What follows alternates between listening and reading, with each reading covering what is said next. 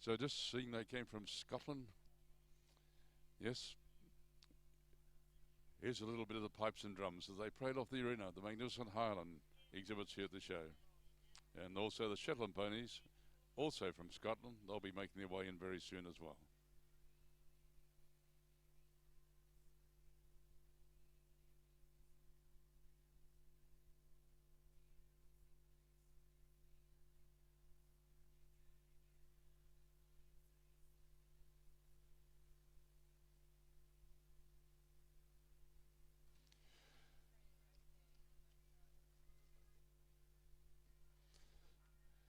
Well, ladies and gentlemen, as the Highlands parade off, the Shetland ponies came in. They also came from Scotland as well, and one of the oldest and the purest ponies in the world is the Shetland.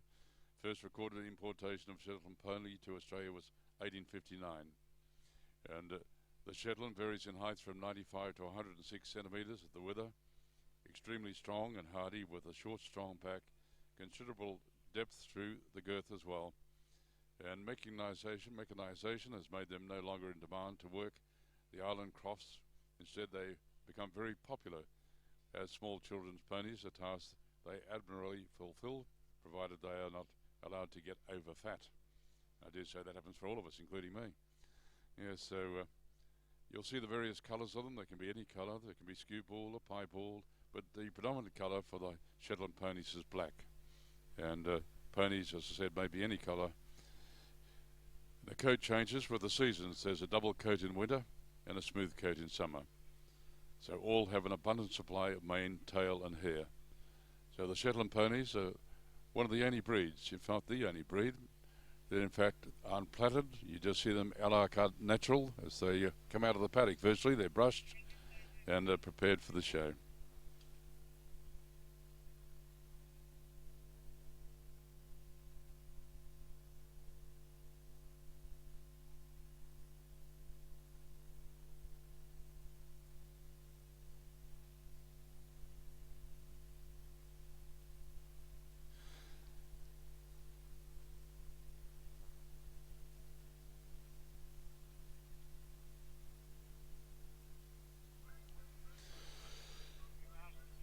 Well, ladies and gentlemen, we just have results of Class 284 and as champion as well. This is the Show Hunter Hack, 4 years and over. The inaugural awards being decided here at the IGA Perth Royal Show today for these classes.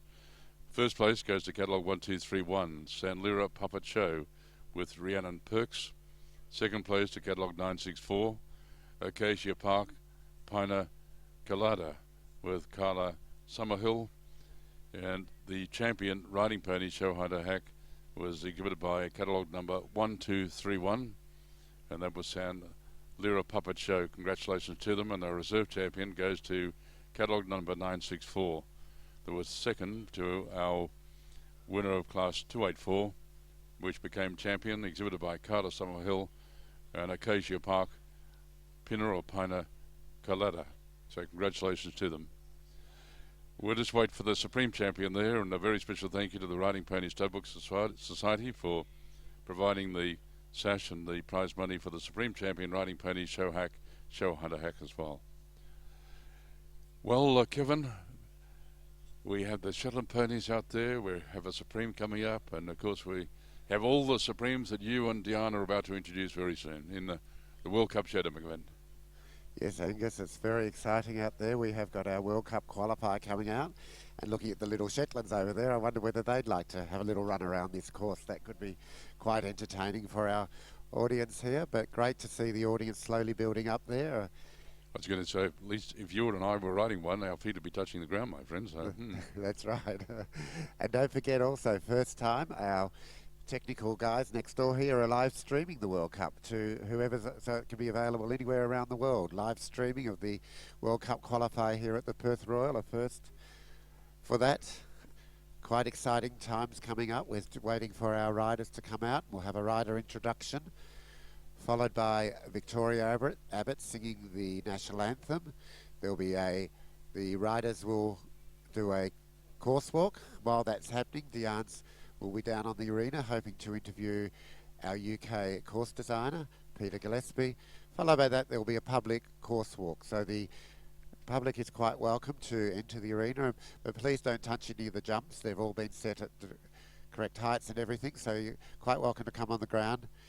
Perhaps if ladies have got high heels, perhaps the Royal Show might have not appreciate having too many dents in the ground, but flat shoes are fine, and be quite welcome to attend that. And then it's down to business for our 7 riders and 10 horses.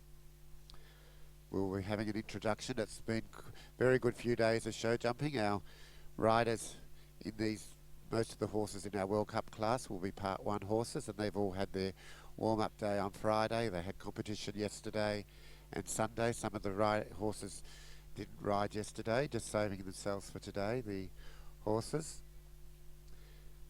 And it's all, I hear if you just look over to the far side, near the Ringmaster's office, we'll see the riders coming in there being led by a mounted steward. So shortly we'll begin our rider introduction. And don't forget, if you've got any family or friend that aren't here, perhaps give them a ring and tell them to log on to the Royal RAS site, and they'll be able to watch this event live streamed. Well, Kevin, we'd also just like to say a very special thank you to IGA, is proud to once again be the community partner of this year's show and sponsor a variety of show events and activities which all Western Australians can enjoy. And if you're sitting around the arena too, don't forget, folks, if you need to get online, don't use up your mobile data. iNet is providing free Wi-Fi access for the entire Royal Show. So just remember that, iNet, free Wi-Fi.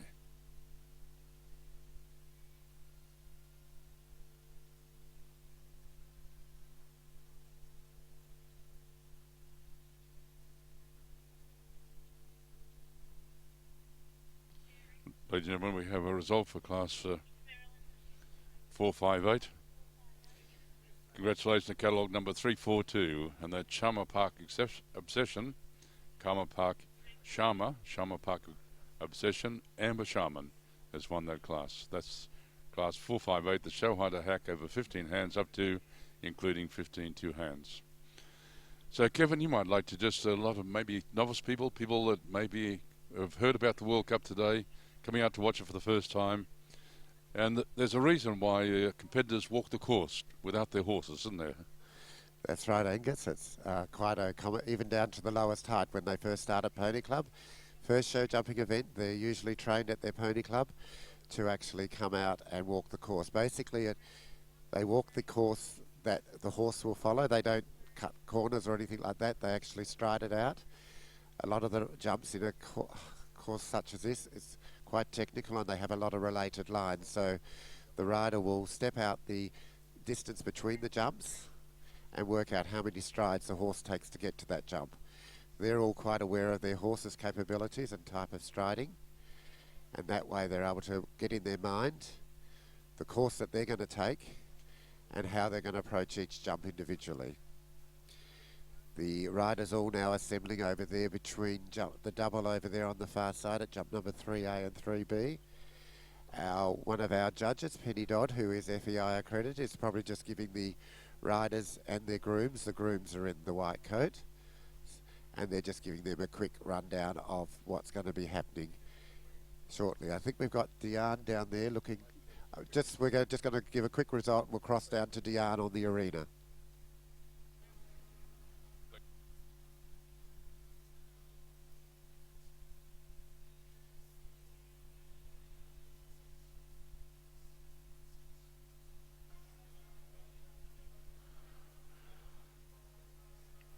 Well, ladies and gentlemen, the announcement of Special Class 284 for the Supreme Champion Riding Pony Show Hack and Show Hunter Hack goes to catalogue number 1021. Congratulations.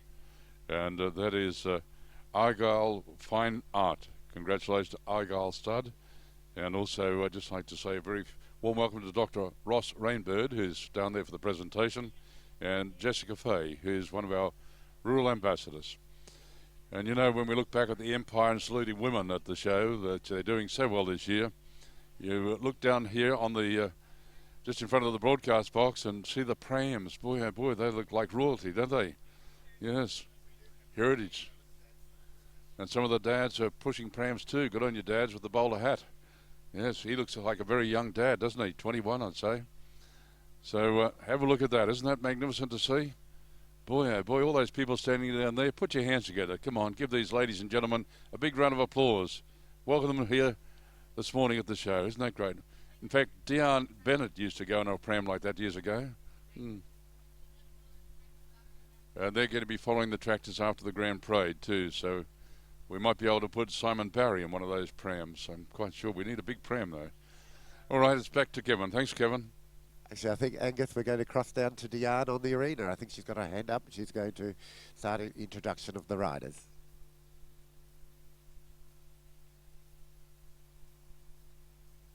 Thank you to Angus and Kevin very much for that. And we now are going to introduce you to the riders. So Kevin, you might like to start with the introduction, as I'll call out the riders. They won't necessarily be in the order of the draw, and then you can let the people watching have some understanding of the background of the riders.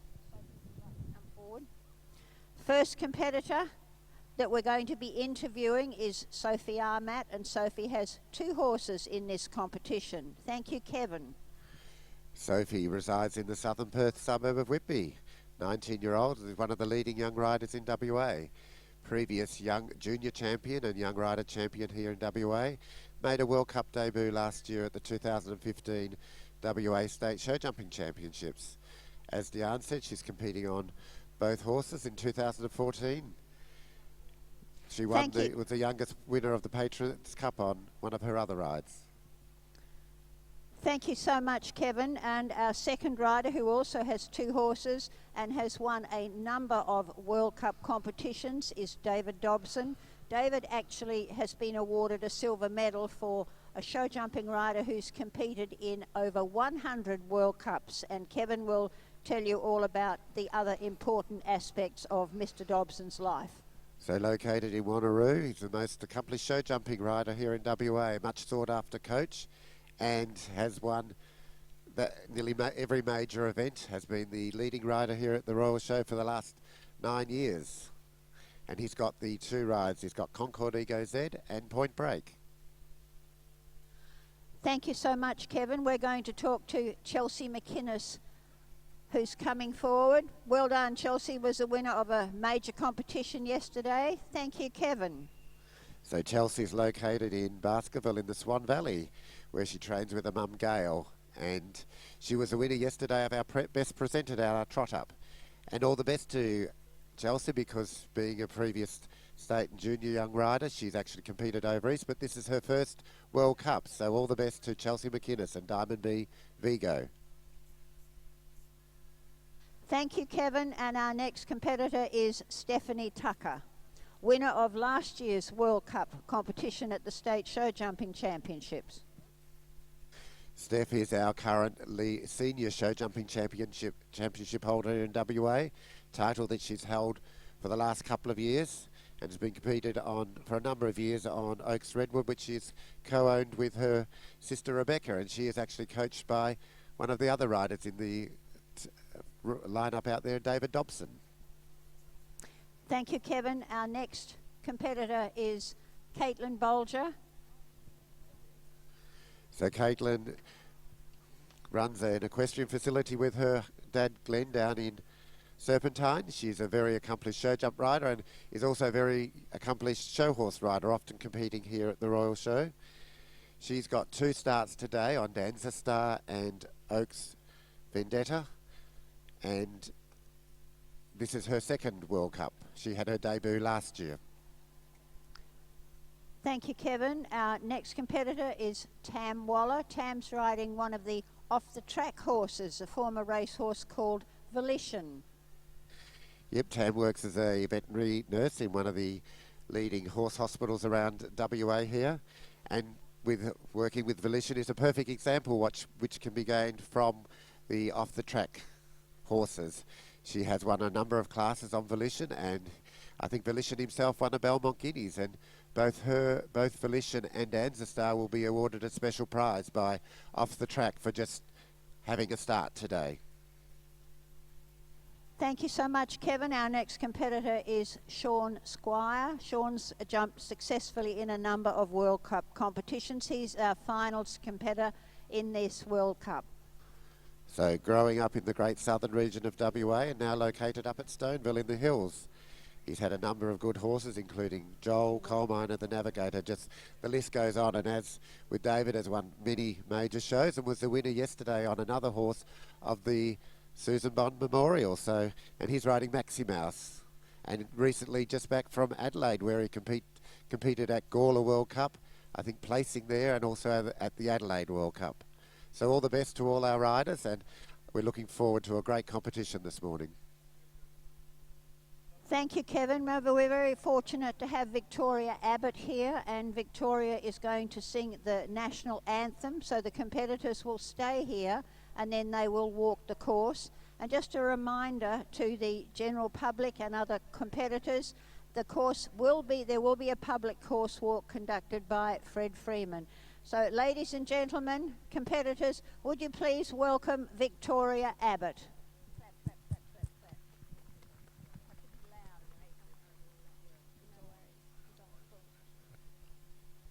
Australians, oh, let us rejoice, for we are young and free, with golden soil and wealth for toil.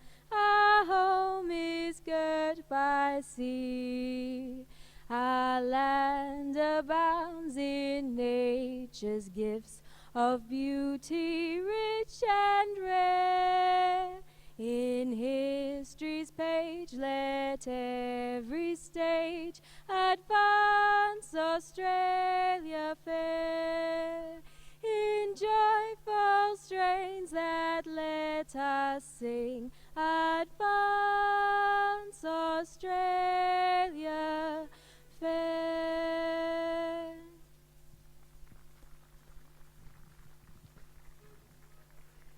Thank you so much, Victoria, and what an appropriate opening to the World Cup competition.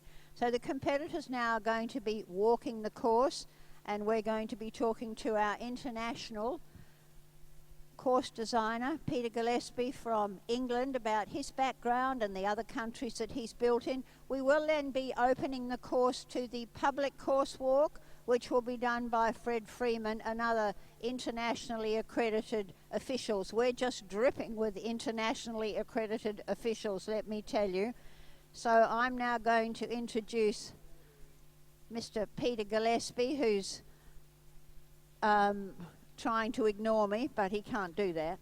So, Peter, could you give us a little bit of an idea about your background and other countries that you've built in, and how Western Australia compares with other countries? Oh, hello everybody. I'm very glad to be in Australia.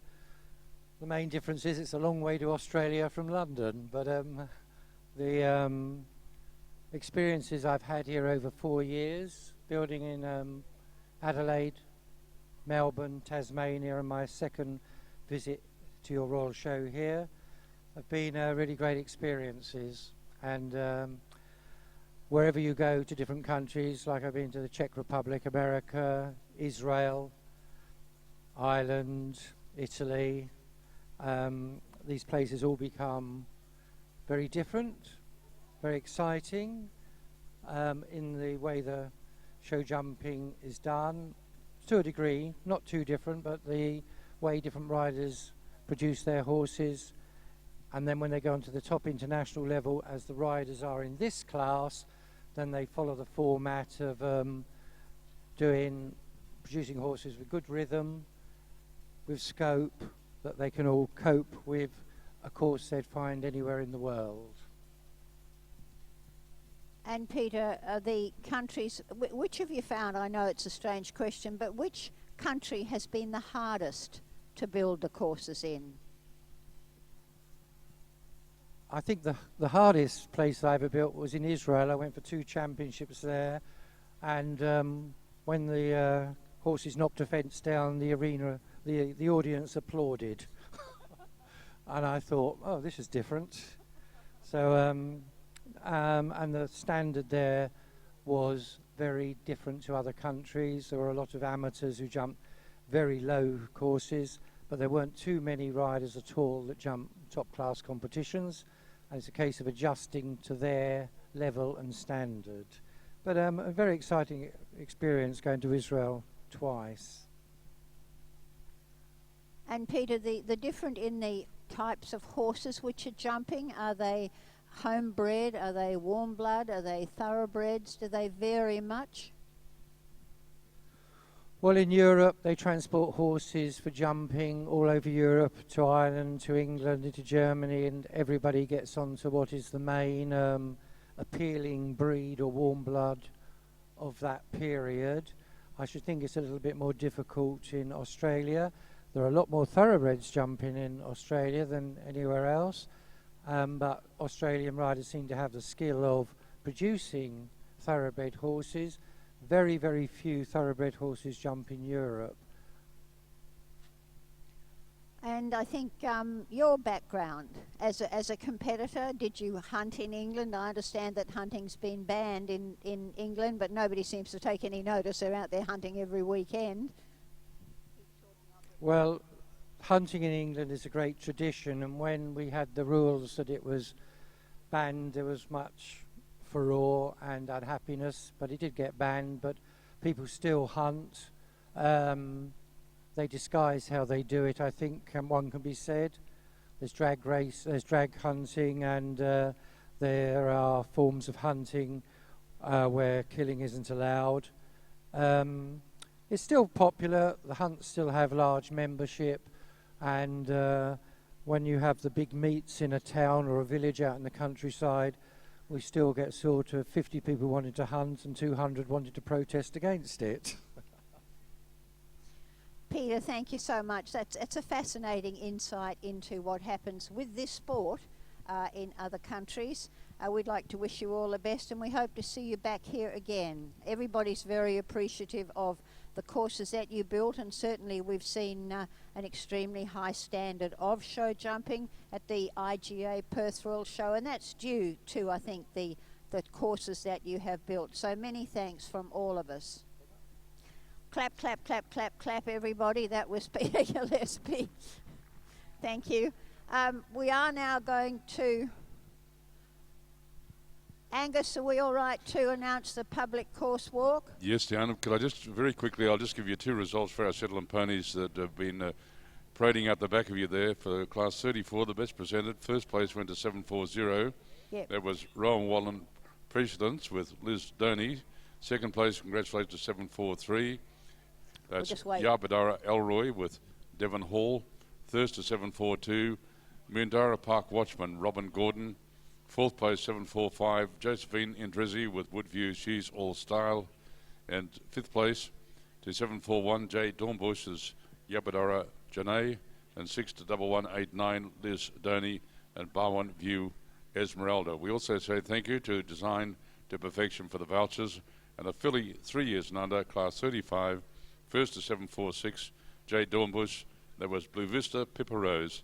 Second place, 747, the Dornbush family, Storm Ridge Eclipse. And also Marcy Jurg. Won in third place, 744, with Aberdeen Park, Lunar Eclipse. Back down to Diane. Thanks, Diane.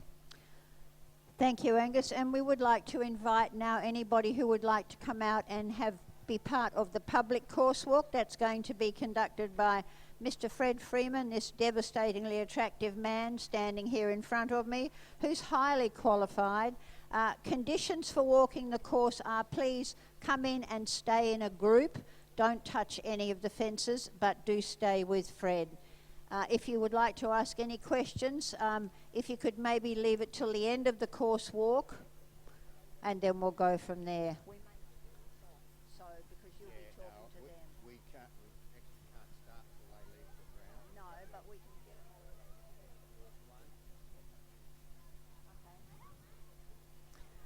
So the public course walk will be starting as soon as the competitors have finished walking. So if you could all just, hello, hello, hello, could you all come over by the fence? Thank you.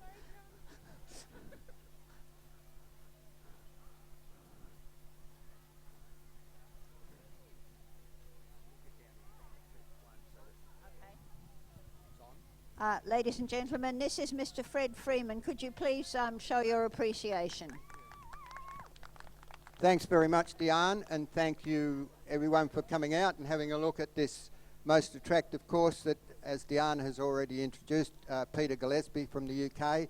Peter's built all over the world, and we're extremely fortunate that this has been his second year here in WA to build for us, and with the reintroduction of a World Cup at Perth Royal Show, I'm sure that we're looking forward to a great competition.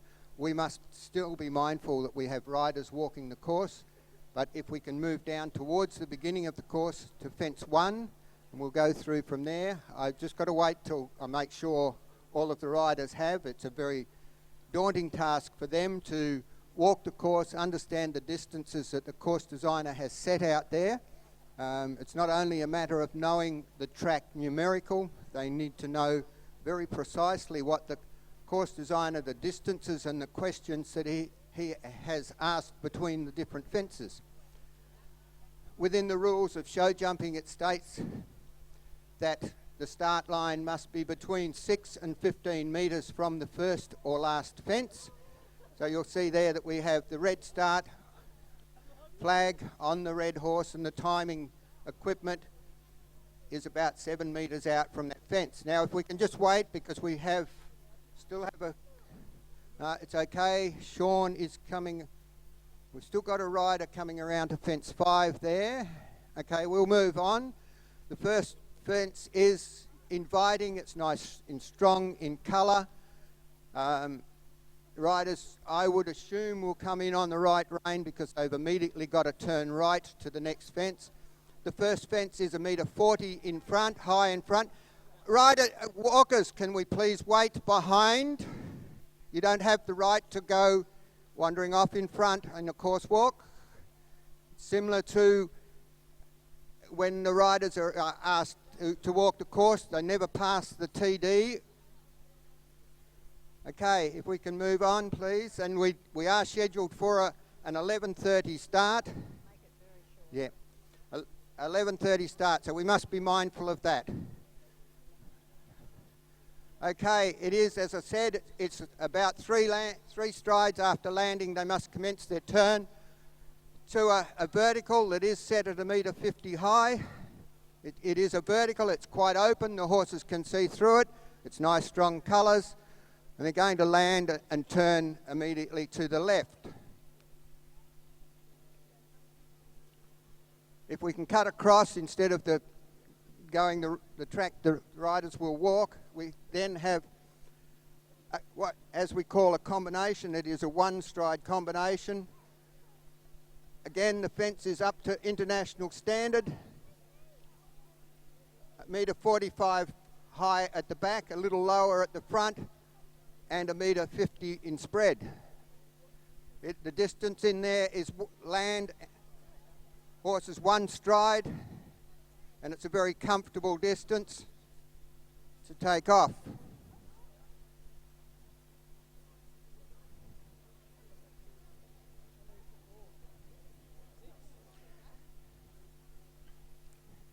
It is a forward distance, very comfortable down to fence 4, and most of them will do 6 strides down there.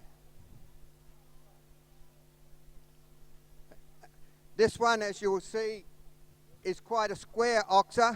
The back is only very slightly higher than the front, a little different to what the oxer into the fence 3A was. So they're going to need to be pretty precise on that. Again, it is 1.50 metre in spread.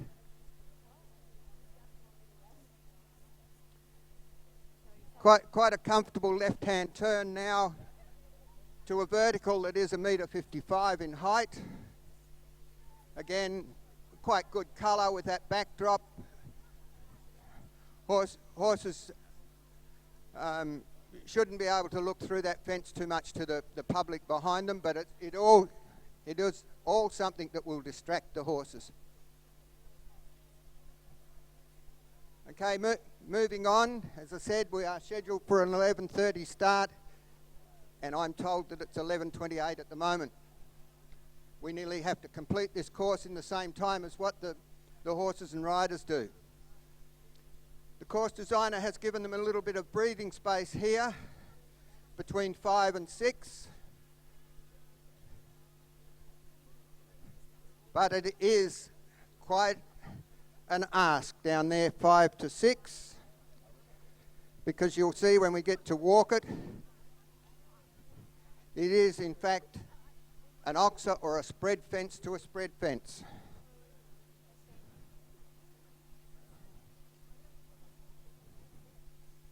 And the distance in there should be a comfortable 5 strides. You'll see that again, course designer has it just a little lower in front than the back rail on fence 6, but again, fence 7 we have a very, very square oxer.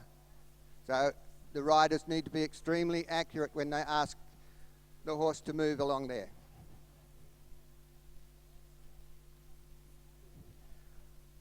We then take a right-hand turn to down, if you like, the boundary of the arena. We're coming right, group. Yeah, there. Okay, we'll keep going. I hope the riders are not going to do that trick.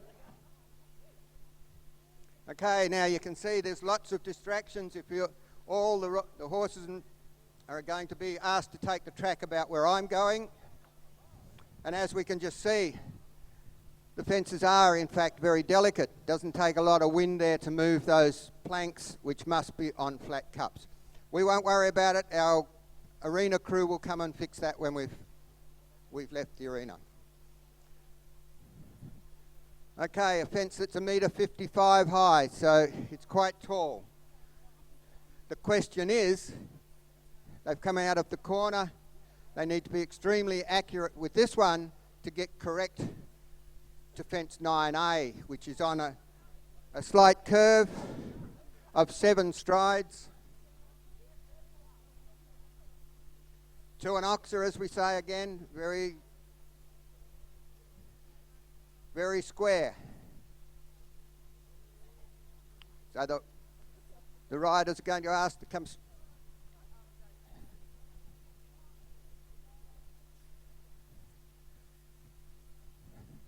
Okay, we'll need to move on because I would like to take you down the line where they will be asked to jump a very big triple bar at fence 10, and it's very precise, that line down the last to the triple bar from 10 to 11AB and then on to 12.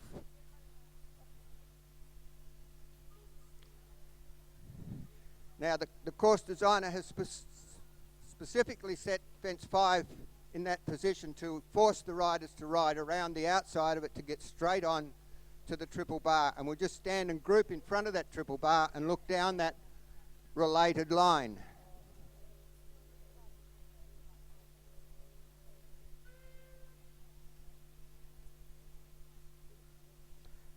The triple bar is in fact 1.55 meters tall at the back, and it's 1.90 meters in spread. So it's quite a big fence for the horses to jump.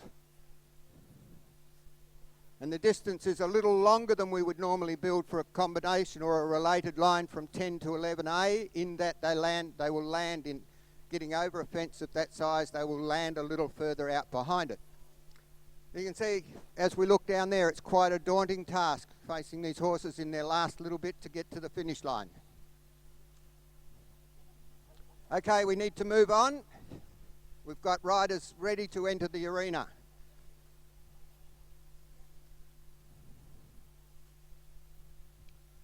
Okay, they will have landed. 5 strides.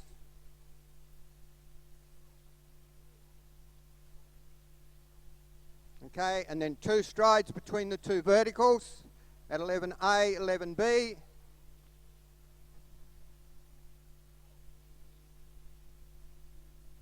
And 5 strides to fence 12.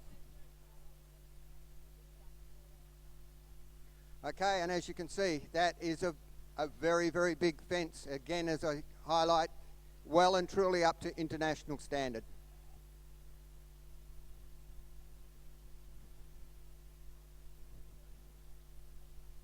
Okay, if we can just ask you all to take your seats, ready to watch a very exciting competition.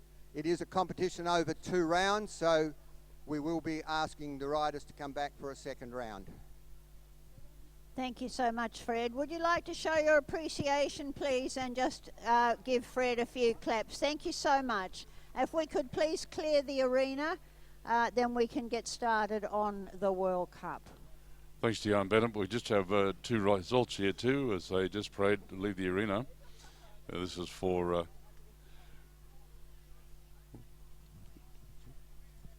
so 459 was the show hunter hack over 15 2-hands up to including 16 hands. First place went to catalogue 357. That was BM Alessandria. In second place to 341 Emma Penizes, Don Diva, Danzig. And the winner was exhibited by Diane Avery Jones. Third place to 358 goes to Raboli Jamboree with Jane Fisher. And fourth place to 339 Kaya Bell's nomination.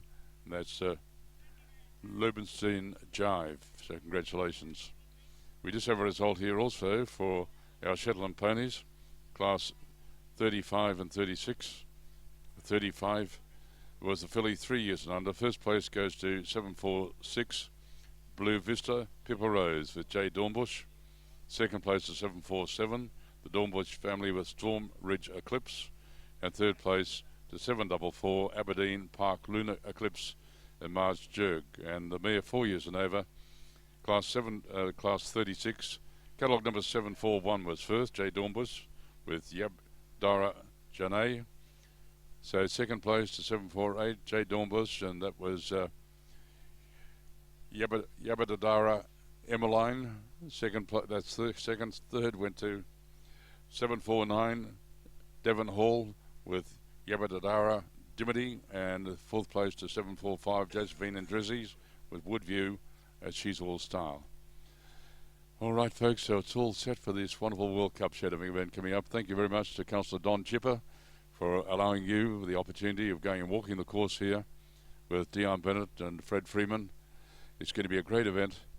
Kevin Gianatti's up here too. Kevin does a lot of announcing in your lovely state here in WA, and it's a joy to come over here each year from the East Coast and join Kevin and Dion as they present the show dumping here at the show. So it's over to Kevin to let you know more about this World Cup.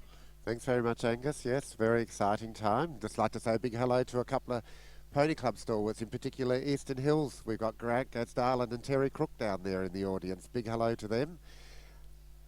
And also to, I've noticed Melissa Henry out there, the mother of a couple of our show jumpers over the last couple of days. Nell Henry and Hannah Henry, they've done really well. And we're all nearly in readiness for our FEI World Cup class today. Just for those who are really official, if they want the full thing, we're run under Article 273.2.2, 3.3.2 and 4.3. The chair of EWA Jumping will be very proud of me saying that one, but I'll just pass back to Angus. We've got a champion announcement. Thanks, Kevin. Congratulations. This is for this class 36, the champion Australian Pony Stud Book Shetland Mare or filly. And catalogue number 741 is our champion. That's Yabadara Janae. Congratulations. Exhibited by Jade Dornbush. And the reserve champion goes to catalogue number 746, which is Blue Vista Pippa Rose. And exhibited by the Dornbush family as well. So that's a double for them. Congratulations to them, winning the champion and the reserve champion. That's the Shetland Pony Mare here, or filly, just being presented with their awards over there in their ring now. Well, folks, sit back, relax, and enjoy this magnificent show over here with the time now at 20 minutes or 25 to 12. And don't forget the entertainment at lunchtime too. It's going to be a pleasure to see the magnificent entertainment. You'll enjoy it. Don't go away after the World Cup. So we'll cross over to Kevin and Dion. So, yeah, I was just saying the article number. We've got our first rider in. It's Caitlin Baldwin. She's on Danza Star. Danza Star has had a bit of a break this year from show jumping, but did compete in his first World Cup class last year. Had a good return at the Northampton show where he won the Horse of the Year class, and I think they also won the 6 bar competition up there. This class run over 2 rounds. The second round is a shortened round.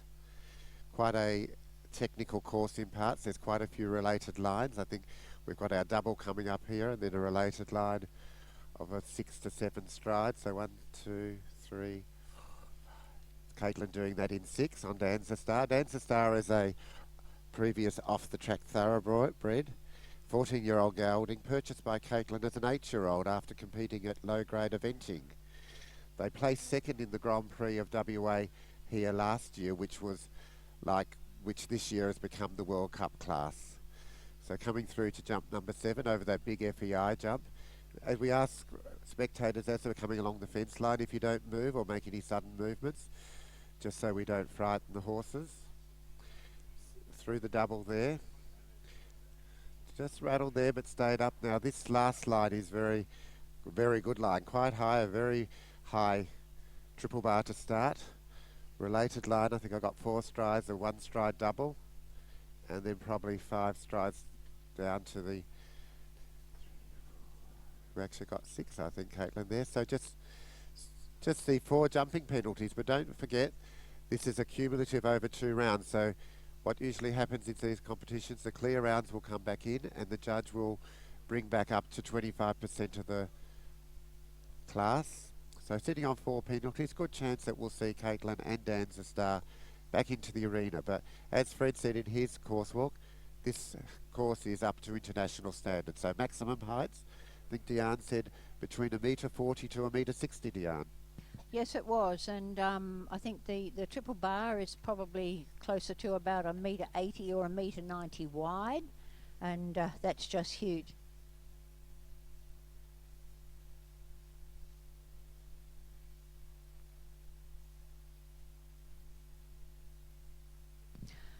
The next competitor in the World Cup, the FEI World Cup event, and thank you to all the people that have gone to so much trouble to organise the World Cup. Thank you to EWA and all our other sponsors who have made these show jumping events possible.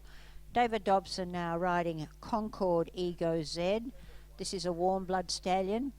You'll notice that he has a green badge on his saddlecloth. Now that denotes that the horse is a stallion.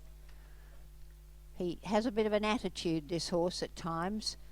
David's one of probably the leading show jumping rider in Western Australia and has competed successfully internationally.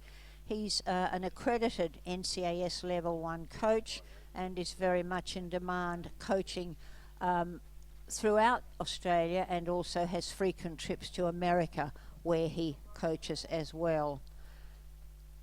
Started his time off as riding in show horse classes, came up through Pony Club as just about everybody did. Has his own stables and produces a tremendous amount of horses. He's probably one of the most accurate riders. He spent 2 years in America and did some coaching with George Morris, who's the leading American coach. He's won just about every event that you could possibly wish to count. So not one of Concord Ego Z's better rounds, but as you saw from the beginning of the event, the horse wasn't a happy horse at the beginning. Why? I've no idea. They're not machines. They don't act the same way all the time.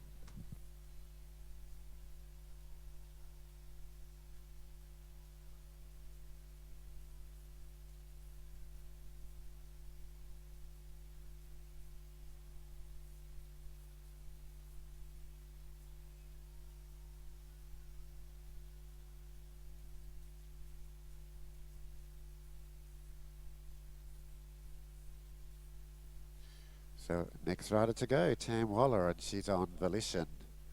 As I said earlier, this is a good example of what can be done with an off-the-track thoroughbred. Tam put faith in Volition, brought him off the track. A horse that actually won the Belmont Guineas and over $300,000 in stake money, compared to Caitlin's Dancer Star, which has won more show jumping than it ever did as a racehorse. And as we all know, there's not a lot of money in show jumping like compared to some other sports, so very well done for Tam. Just the 4 penalties there with the rail there. But Tam is a regular competitor right across the state, placing in a number of our Horse of the Year qualifiers that we run through with EWA jumping.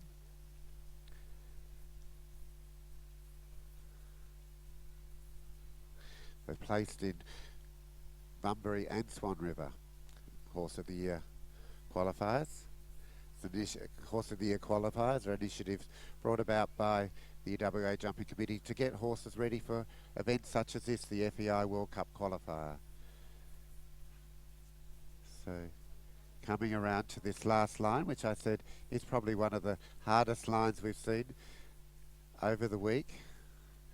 So that'll be a disobedience of 4 penalties.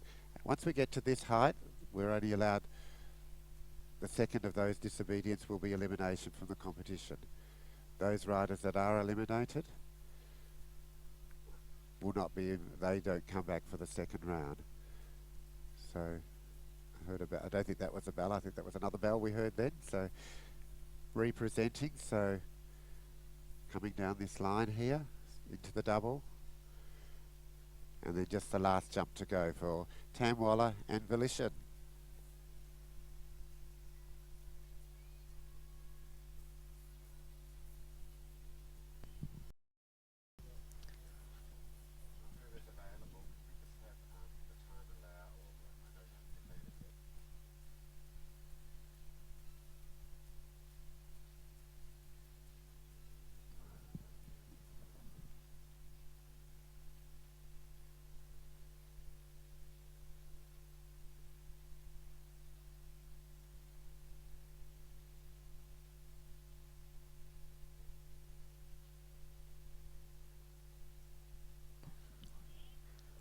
The next competitor who's entered the arena in the FEI World Cup is Sophie Armat. Sophie is our youngest competitor.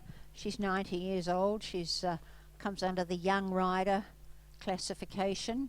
She has 2 horses in this competition, and she's probably our most successful young rider in WA. She's won most of the major competitions over here. She's competed in the eastern states and also won top competitions over there. Sophie was the champion show jumping rider, 21 years and under last year at the Perth Royal Show, and has quite a large team of riders, of horses, tri-horses. Sophie also won our first class this morning, which was a young rider competition. So this is a huge step up, a very big step up for one of the young, well, it's a pretty big step up for most of the riders.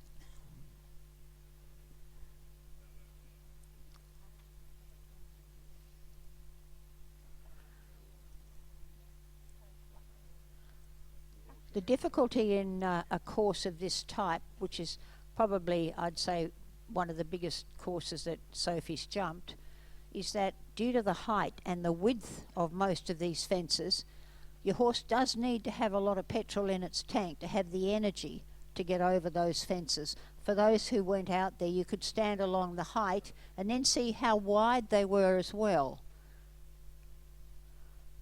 Seems to have settled down. It's got a lot more confident now coming in, but these combinations just keep popping up. It's going well. It's a horse that travels very evenly, bearing in mind that horses only go the way they're ridden.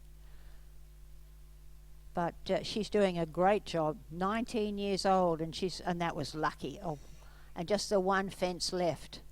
What a great round for that competitor. Great round for the 19-year-old. Unofficially, we think that was just the one fence down at 3A over on the far side. I don't think we need to worry about the standard of show jumpers in Western Australia. You are looking at our future Olympic riders, and interesting how they all come through the Perth Royal Show from WA.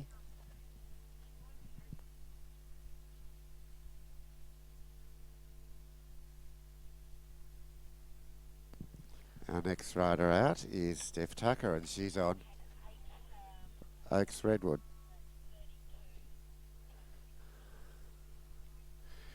Steph. So, next rider out, Steph Tucker on Oaks Redwood. It's a 10-year-old gelding, and they're the current WA State Open Championships. The title they won last year. They also won it in 2014, so in the beginning of November when we have our state show jump champs, I'm sure they'll be attempting a triple crown to get the 3 years in a row. This horse has got an amazing jump on it, and Steph, being as slight as she is, she sometimes is propelled quite high into the air, so Steph's not a big girl, and the horse has got a very solid jump on him. They win in place in nearly every event they go in. One of our biggest events here in WA is the Patterson, one of our major events is the Patterson's Cup, or Patterson's Plate, which is held at the Swan River Show Jumping Club, and they won it this year after a very close jump off. And as you can see, it leaves a lot of air between the top rail and the horse, so clearing this with not much effort, but we're still only halfway through the course. And probably we've got this related line here, and then the last 3 jumps is a related line down there. Clear at this stage. I don't think we have a clear round yet, but looking quite strong combination here.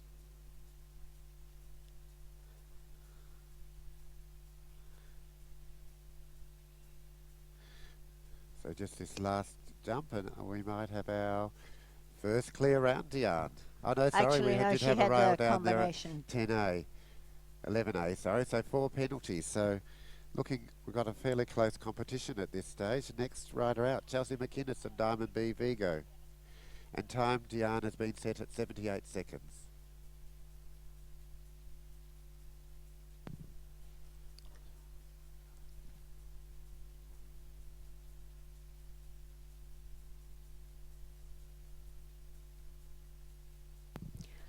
The next competitor in the arena is Chelsea McInnes.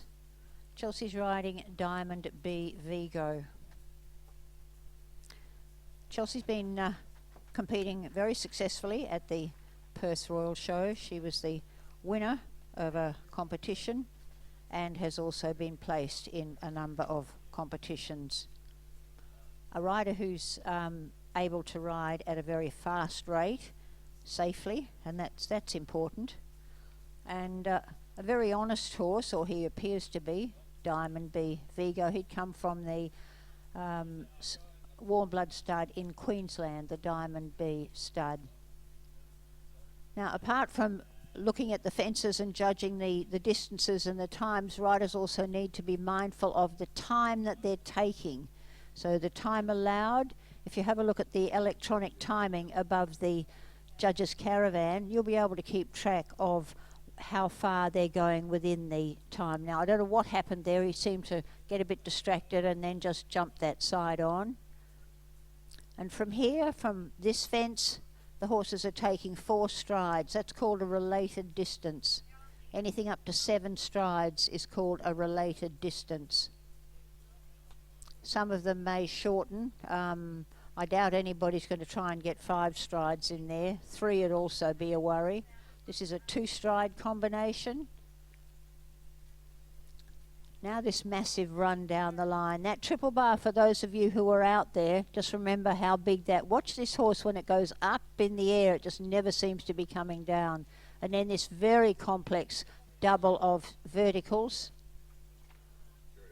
And just a little bit too close. Once they get close like that, it's very hard for them to reach the height of the first rail before they actually get to it. You're looking at a horse taking off about half the horse's stride before the fences, and that gives them time to reach the height of the first rail or the vertical.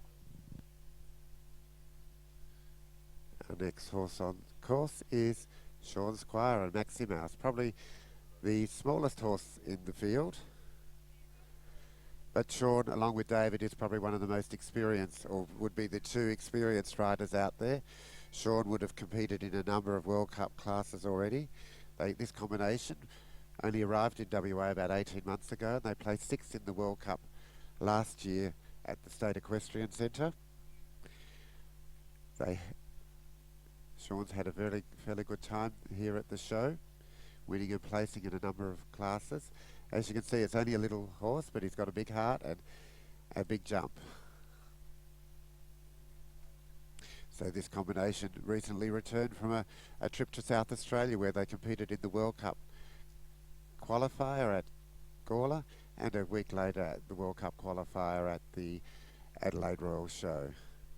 I think they placed in the Gawler class, just a bit close there and taking the rail, so 8 penalties so far. This is a bit of a windy part of the course, a related line as Diane was talking there. There's quite a few related lines in this course, but once you get to this level, the riders are experienced, the horses have the ability, so but sometimes anything can happen on the day. So the double here coming around, and then we've got this line that Diane was talking about before, so it'll be interesting to see compared to the bigger horses what type of striding that Sean would have here. So just the one stride in the middle and down to this last jump.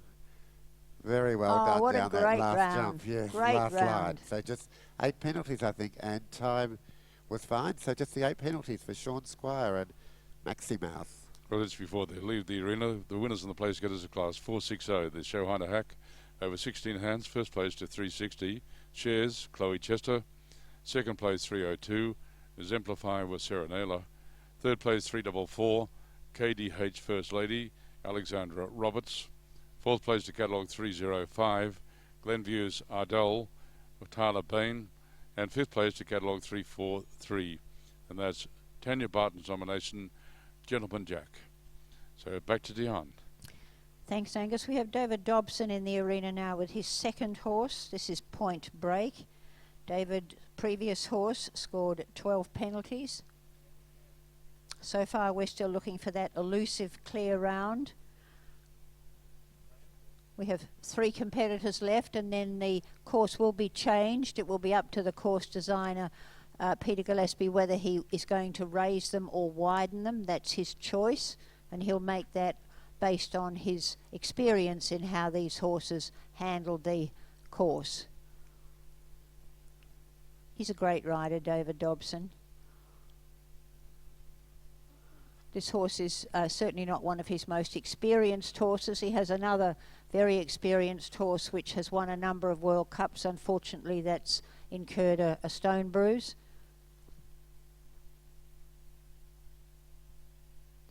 Now, as we said, this is not one of his most experienced, and I think he feels that the course possibly may be just a bit much for it at this age. So that's a very hard decision that riders have to make, but riders are always mindful of the welfare of their horses. So that was a very brave decision, and well done to David Dobson for deciding to not put the horse under any further stress.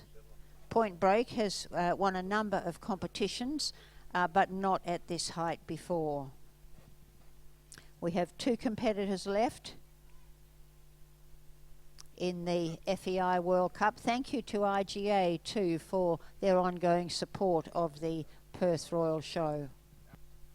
So our next rider out, Caitlin Bolger, and she's on Oaks Vendetta from the Oak Stud on the east coast of Australia. This is Caitlin's second ride here today. She's already been out on Dancer Star. First rider to go with just the 4 penalties. So Oaks Vendetta, last year at the Perth Royal Show, they placed 4th in the very prestigious Suzanne Bond Memorial class, and 5th in one of our other major events on the show jumping calendar in here in WA at the Patrons Cup, and during the year has placed in a number of Horse of the Year qualifiers. So Caitlin, a very experienced show jump rider, but also very accustomed to riding on the other side of the arena in a lot of show horse classes as well. Her position is very good. And Oaks Vendetta this is probably a bit of a step up for Oaks Vendetta, as Diane said. They've all eventually got to make this step up into this higher height. Well, Dancer Star's done it before, but I think this could be, it's only Caitlin's second World Cup class, but I think it could be the first class for Oaks Vendetta, first World Cup. And just a couple of the horses having trouble coming off the bend there and collecting that one, getting probably in too deep under the jump. taking the rail out, so 4 penalties there. But as you can see, the riders, even though they have issues like that, they just have to compose themselves and think about getting around the rest of the course. So at the moment, we've 4 penalties is all the 4 penalty riders will be accepted into the second round. The only 2 are probably at this stage that won't, well, definitely David on Point Break probably won't be invited back, because I should have actually sitting on 4 penalties, Diana. I don't know whether they will put the jumps up, but this last line, Caitlin riding it very well. Just the last jump to go. Oh, I think Caitlin will be very happy with that one. Just from what I can see, 4 penalties. Time was fine, so I think Caitlin will be very happy with Oaks Vendetta. And we'll just have to check on that, whether they will raise the course, Diane, because I think sitting on 4, I don't think... Oh, we've still got 1 rider to go. Sophie Armat, Renaissance, NZPH. And I think our international course designer, Peter Gillespie, will have already made that decision. I'm not sure that 4 penalties, the jump off, the second round, for those of you who are not aware of the second round course, it's fence number 14, which is 6 in reverse. If you can see the fences out there, look at fence number 6. It's this pink and white spread fence in front of the grandstand. That's going to be reversed, so it will become 14. Then the riders will go to fence number 2, 3A and B, 4, 1, 9B, 10 and 12. So it's a totally different course for the first round, and the riders would have walked that. They don't come out to walk the second round course, which is a different course. Sophie now just checking something with the judges. Renaissance NZPH is not an easy horse to ride. It's very strong. You'll notice Sophie's position on this horse varies from the position that she had on Secret NZPH. NZPH stands for New Zealand Performance Horses, and they're producing a number of very attractive types. They're not a stud as such, but there are a lot of NZPH horses, and they've all got a lot of ability. Some of them, their temperaments vary. So we will keep our fingers crossed for this 19-year-old who has already gone round and got 4 penalties. You can see how she's going to sit back up again, coming in there. It's very strong, this horse. And just apart from the fact that she's only 19, there's not much of her either. And she took a big risk there. And in a way, if you can stand off a little bit earlier, can you see how she's not getting too close to the fences? When they get too close, they're more likely to knock it down in front. She rode that well. But again, it's very hard. The horse lifts its head up, the reins get longer, and then the riders sort of have to go out the back door a little bit. Fingers crossed. It's not as scary as it looks, everybody. She's doing well.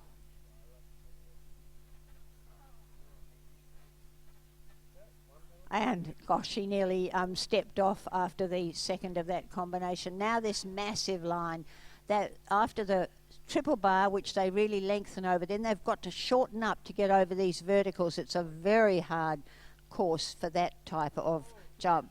Again, as you can see, when she didn't get too close to the fences, she was able to clear the fences, but when you get really close, the horse's head comes up and it has to try and jump vertically.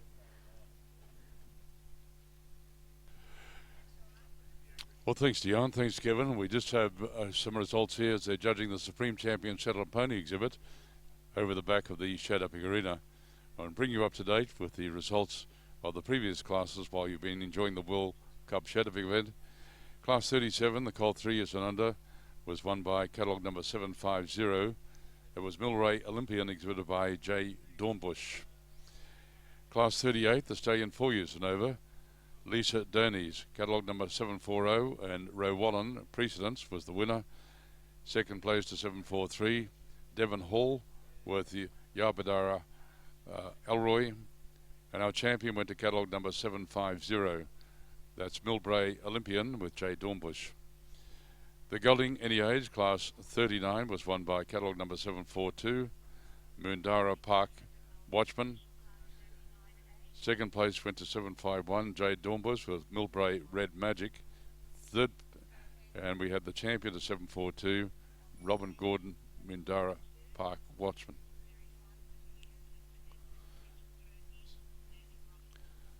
So welcome to Mrs. Mary Hartman, who's here for the presentation as well.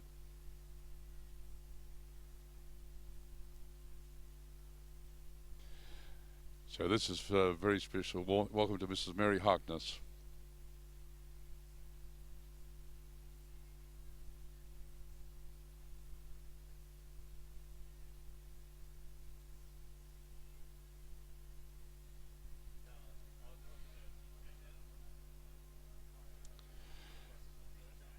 Well, ladies and gentlemen, it's a great pleasure to welcome Councillor Robert Hawes down into the arena for the presentation of our Supreme Champion Australian Pony Studbook Shetland exhibit, Perpetual Trophy and Sash, sponsored by Mary Harkness as well, who is here for the presentation. And our Supreme Champion goes to catalogue number 742, Moondara Park Watchman. Congratulations to Robin Gordon. It was the winner of class 39, the gelding any age. The beautiful Shetland ponies, and they'll be parading off the arena very soon. Shetland ponies that originally came from Scotland. That was their home country, Scotland, and they were used, of course, all those years ago for the mining of coal down the Peats. And they were very, I suppose, became very famous too with the support of the royal family, who had Shetland ponies too for the young family as well that they used. They were very sought after as driving ponies, and Queen Victoria had a pair at Windsor and also at Holyrood. Many thousands were exported all over the world for breeding and working, and especially for their appeal as children's ponies. And they first came here to our nation in 1859. We also have out there Dr. Ross Rainbird too, who's over there with Councillor Robert Hawes for the presentation as well. And he's a councillor in charge of the horse section of the IGA Perth Royal Show. So it's wonderful to see this beautiful lineup of Shetland ponies. Councillor Don Chipper, our ringmaster, is over there for the presentation as well. Well, ladies and gentlemen, just while we're waiting, we'll just take a special message from our sponsors here in the main arena at the IGA Perth Royal Show.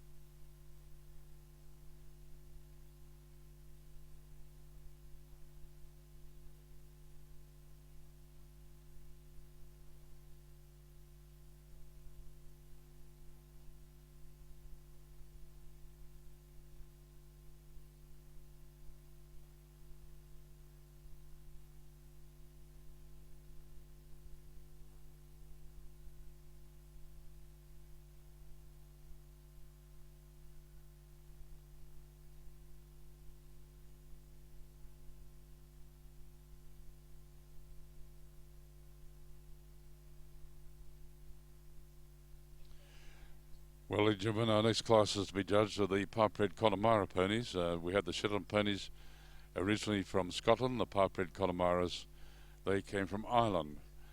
And the Connemara pony is indigenous to Ireland.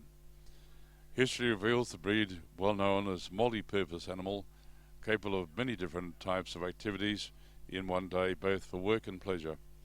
Very, very successful in shade-upping as well, so we certainly wish them well, as we see the Shetland ponies about to parade out of the arena as well, behind one of our very distinguished green coat mounted stewards. And as you can see there, colours doesn't matter when it comes to the Shetland ponies. They can be skew bull, pipe bull, predominantly. They're looking for those beautiful black ponies, so it doesn't matter if they're grey or chestnut. So as they parade out of the arena, make sure you give them a nice round of applause. So we have we're just ordering the course here for our second round of our World Cup shadowing.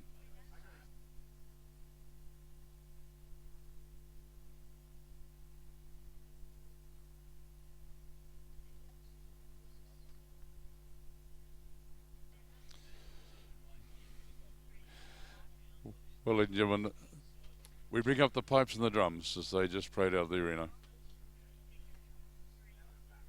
for the Shetland ponies. So you can see a beautiful roan there that's won the Supreme, and the Supreme was won by Mendara Park Watchman with Robin Gordon. We also have the champion Shetland Pony Mare filly was Yabadara Janae with Jay Dornbush, who also had the reserve with Blue Vista, Pippa Rose. And they also won the champion Australian Pony Star Book Shetland Pony Star Unit Colt with Millbrae Olympian. So as they parade out of the arena, put your hands together. Come on, Perth, give those Shetland ponies a nice round of applause. Congratulations to them. Beautiful lineup. And if you're looking for a good Charles pony, well, that's one I'd recommend to you, I can assure you. Well, as they parade out, we'll have a result very soon from our part-bred Connemara's, and we'll cross back to Dion and Kevin to let you know about the second round of the World Cup shadowing event we have the pleasure of watching here this afternoon. Thanks, Angus. And as you can see, there's been some massive changes taking part in the show jumping arena. I haven't noticed whether the course designer, I haven't seen him build anything or raise anything higher. They're going to be starting over fence number 6, which is this pink and white rail, which is, well, it's now called number 14, so that's 6 in reverse down here in front of the grandstand. Then they're turning a right-handed loop to go over fence number 2. They're bearing left towards the judges' caravan, and they're going over 3A and 3B. That's the orange and white rails, the double, where you can see Mr. Gillespie walking through the middle. Continuing on then to fence number 4, which is that massive blue and white railed or black and white railed with the water underneath the middle, and that's a spread. That'll be probably about 1.70 metre wide and about 1.50 metre high. After number 4, they come right around, if you can remember number 1. Now number 1 is the spread with the little picket gates in front of it, and that's the next jump in sequence. Then they're doing a right-hand turn coming around to 9B. You can see 9B is the blue wings, the blue and white and yellow rails. That's the second half of 9A and 9B. So 9A has been taken away. That's 9B. Then we get to the last 2 fences, and this is going to be a very hard job. So they're going to jump 9B, then they're going out to come in over the triple bar. Now the doubles have gone. The 2 green and white fences that were 11A, 11B have gone. They've been removed. So they're going to go from fence 10, which is the triple bar, to fence 12, which is the final fence. And you can see in front of the final fence, fence 12, you can see the white horse. That's the electronic timing. So they've got behind fence 12, there's a red horse, which is electronic timing, and a white one on the left. Anywhere where you're jumping, can you see on top of the wings, there's a little red flag on the top of one side of the wings. Competitors always need to keep red on the right and white on the left. So anywhere you see the flags, that's the direction that they need to be jumping the course. So that's 9 jumps in the jump off. We've got we've got 4 competitors unofficially on 4 penalties. We've got 2 on 8, and David's elected to retire Concord Ego Z. He went in on 12, and Tam Waller also is not going to be, I don't think, taking part in the jump off. So time is not the element in this second round. However, if we get 2 horses on equal penalties, So if we get 2 horses on 4, and don't forget they're carrying through the penalties that they got in the first round. So we have Caitlin Bolger starting off, let's say on 4 penalties. Any penalties she gets in this round are added to the first round. So if you get an equality of penalties at the end of the second round, then time will be the deciding factor. So apart from having to clear the jumps, the riders also have to be mindful of the speed that they're travelling at. Well, Dion, just while Dion's checking here, we just have a result for the best presented, the Connemara Partbred exhibit, class 142. First place went to 825, and that was Powderbark Esmeralda with Emily Sheridan. Second place went to catalogue 885, and that's Powderbark Calvin Klein, Amy Bowman. And third place to catalogue number 886. Congratulations to Cindy Jolfs with Powderbark Lightrum. We also have a result for class, and thank you to Design to Perfection for the vouchers they provided for the best presented Connemara Partbred. Class 143, the filly, 3 years and under, has just been presented, and first place goes to 825 Emily Sheridan's Powderbark Esmeralda. So congratulations. Our next class is 144, the mare 4 years and over, before our champion Connemara Partbred mare or filly. All right, so we'll cross back to Diane and Kevin.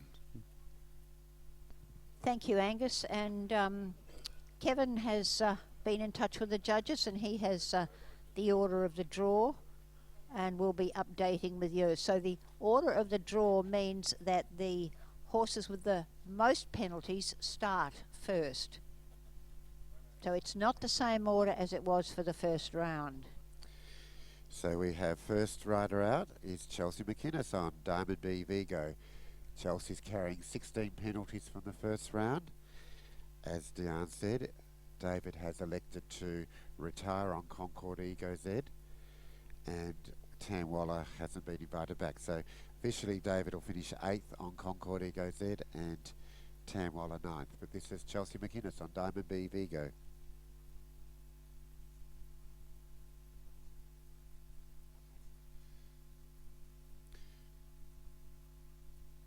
So as Diane said, we have a shortened second course, so 14. They go around.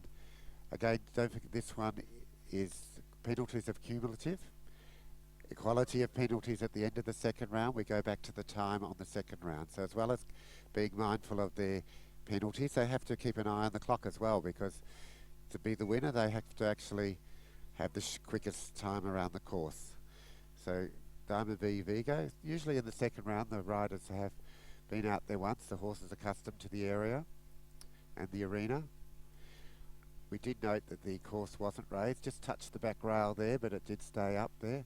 So we now swing around to 9A's been removed. We're into 9B. Then we do this, just a rattle there. Now we've got this triple bar, then we've got quite a distance, a nice long gallop there, but the riders have to be aware coming off the triple bar to get a strong canter, but then they've got to pull the horse back to be able to get over to the jump without taking the rails. And excellent by Chelsea, and I think she'll be very happy with that. A second clear round, I think she'll be very happy with that, and she'll finish on the 16 penalties. So not bad for a first attempt at a World Cup qualifier and such an international course. Diane?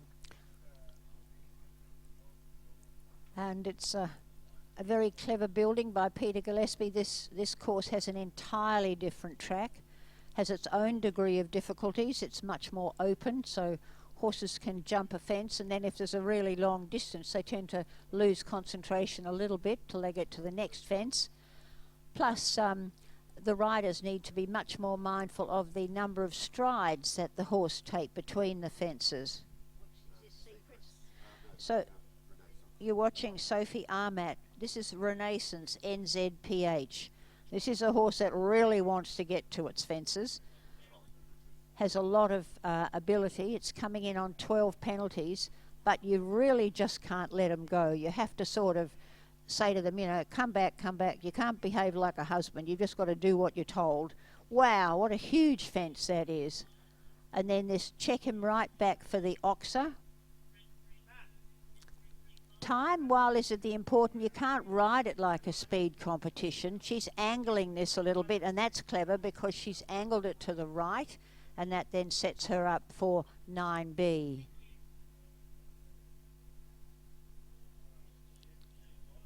Now we've got this final run, this massive triple bar, and the horses then have this long upward trajectory, whereas the final fence, fence 12, they have to clear the height for the first element, and that's what quite often tracks them. With triple bars, you have the low front rail, a higher middle rail, and then a higher again top rail, so you're actually going up.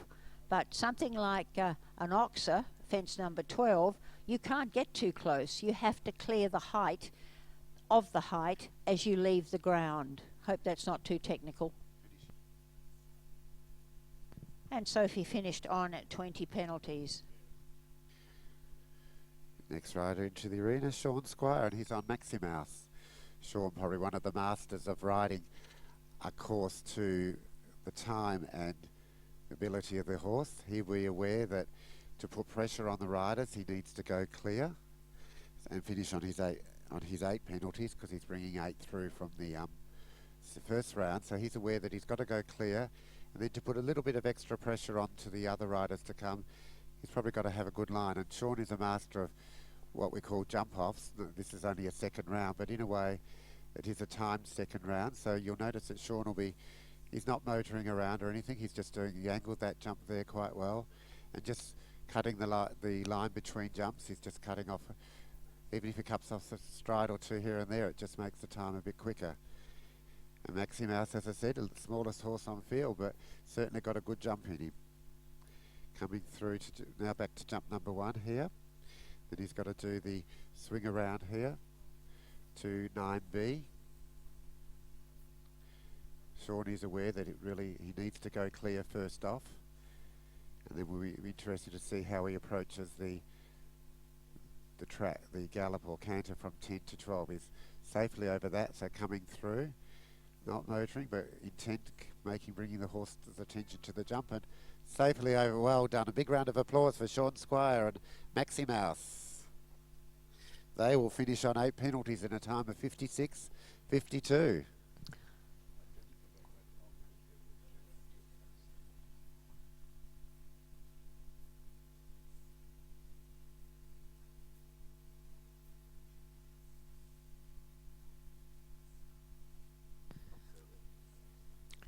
So Caitlin Bolger coming in now with Danza Star, comes in on 4 penalties.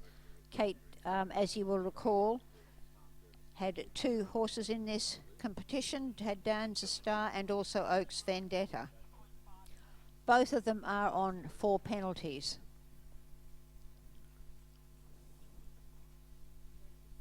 So we've moved on now to the horses with the least amount of penalties.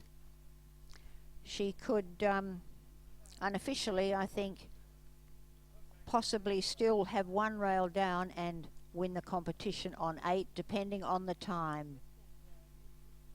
She's an extremely accurate rider.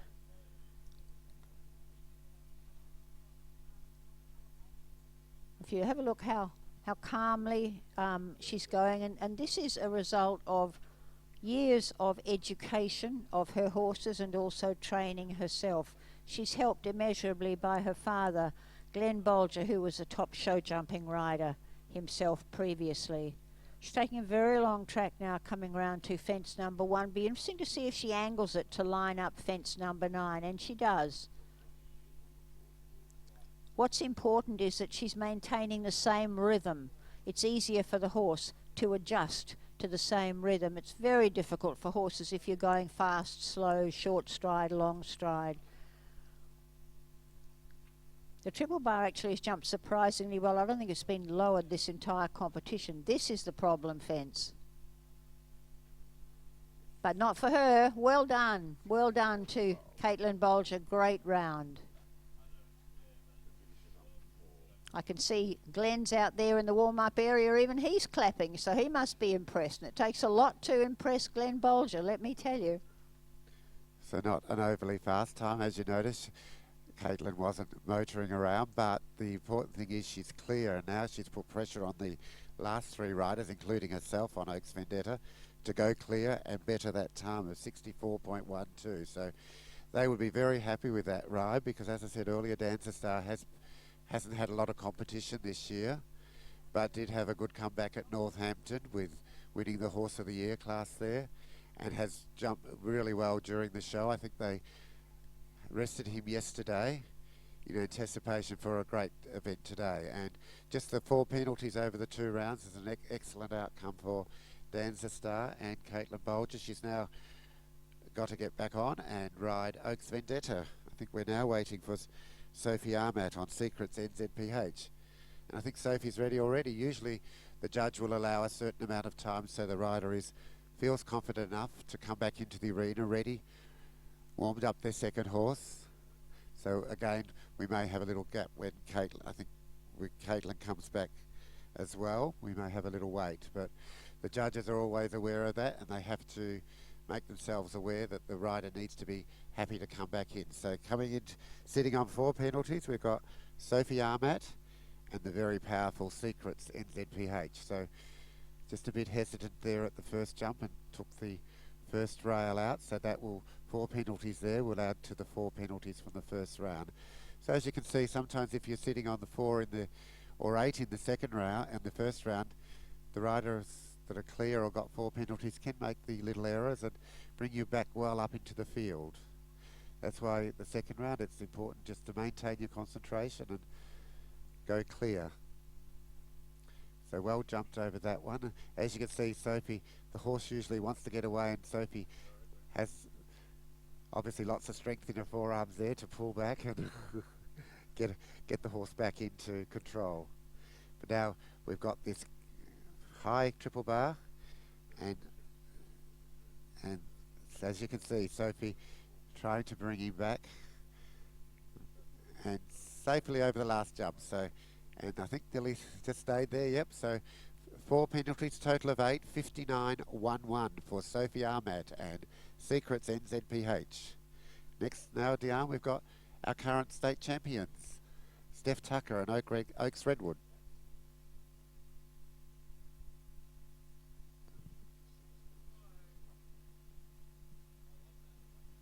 And certainly a clear round is not beyond this combination's ability.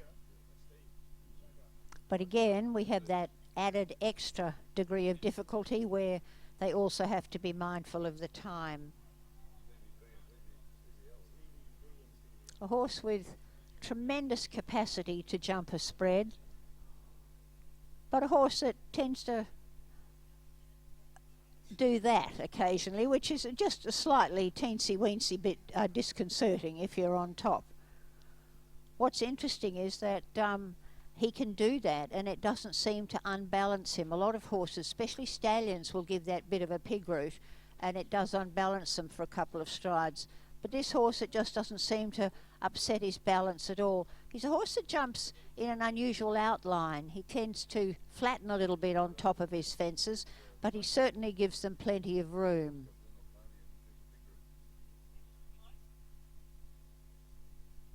You can see really doesn't lower his head at all on top of the fence, which the majority of them do. He's just adapted to this type of position. Again, coming in, she's angling that fence as well. I wondered if anybody was going to do that, turn inside to get back onto fence number 9. That's going to save a tremendous lot of time. For all his antics, he is surprisingly receptive. Hello. Fingers crossed. Hello.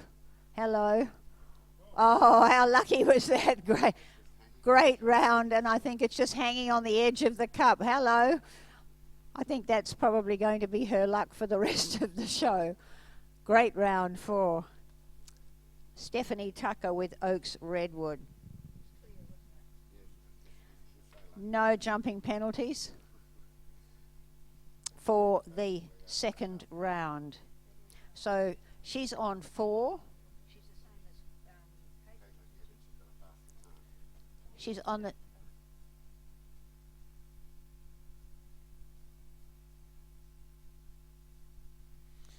Well, just while we're waiting for the next to come in,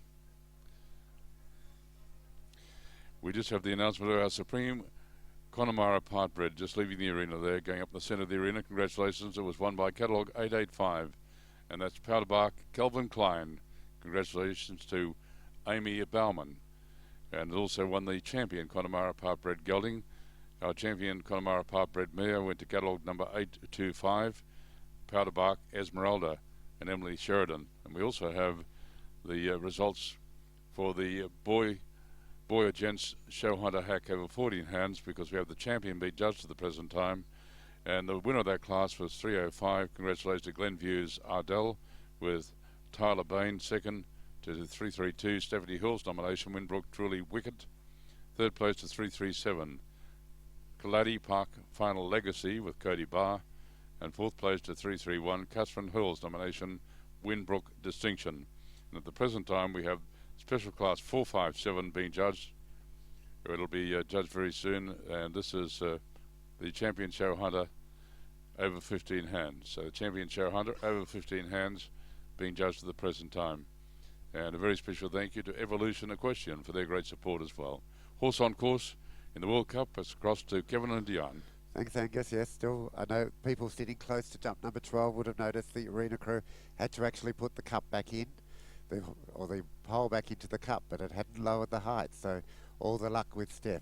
Last rider to go and deciding rider is Caitlin Bolger, and she's on Oaks Vendetta, just again carrying the 4 penalties through. I think this is a younger horse and probably less experienced at this height, so Caitlin probably won't press the horse too much, but we'll be still aiming for that clear round. And this will be the deciding ride to see who wins the World Cup FEI World Cup qualifier here at the 2016 Perth IGA Royal Show. So you notice Caitlin's gone around that green flower pot there, whereas 4 penalties there. So that will. But I'm sure Caitlin will still be concentrating on the rest of the course. We've got our triple bar here down to our last jump, and sitting on the 4. So a total of 8 penalties for Caitlin Bolger, bringing. So just tapped the rail there, but it stayed in. So 4 penalties, total of 8, in a time of 57.14 for Caitlin Bolger and Oaks Vendetta. We'll shortly have the results, but Diana, very close contest. It came down to the last rider, and a bit of luck for Steph.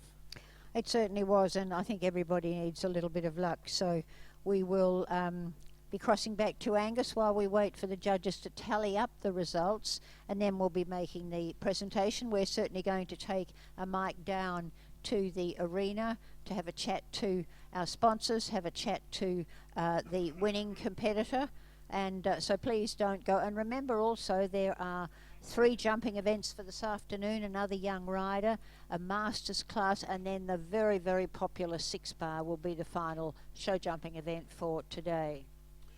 Well, thank you very much. Thanks, Diana and Kevin, for a great commentary too for the World Cup showjumping event here at the IGA Perth Royal Show. And IGA is proud to once again be the community partner for this year's show and sponsor a variety of show events and activities which all Western Australians can enjoy. Now, while you're here at the show, watching the World Cup, if you need to get online, don't use up your mobile data. iNet is providing free Wi-Fi access for the entire Royal Show to celebrate their new limitless broadband plan with unlimited data. All you have to do is join iNet free Wi-Fi on your mobile for free Wi-Fi at the showground. A very special thank you also to Petstock. You're more than a customer to us, your family. Let us treat you that way. Join our Family Values Loyalty Club, and they're sponsoring the Animal Nursery here at the show this year.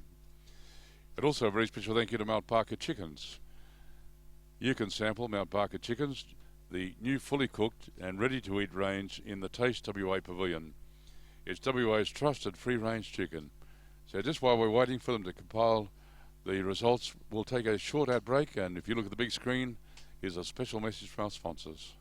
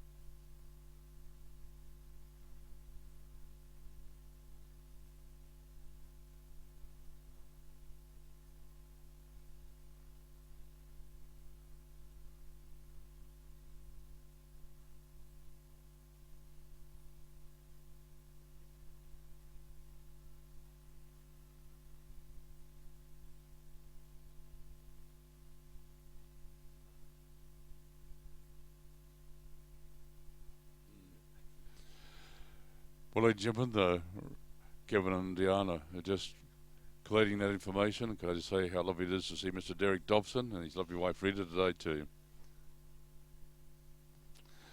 Very dear friends, we had the pleasure of working with Derek when he was the judge and in charge of the Royal Queensland Show for many, many years over at the Ekka, and it's always lovely to see them each year.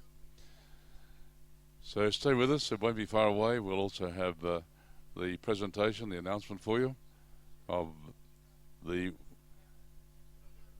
placings for the World Cup.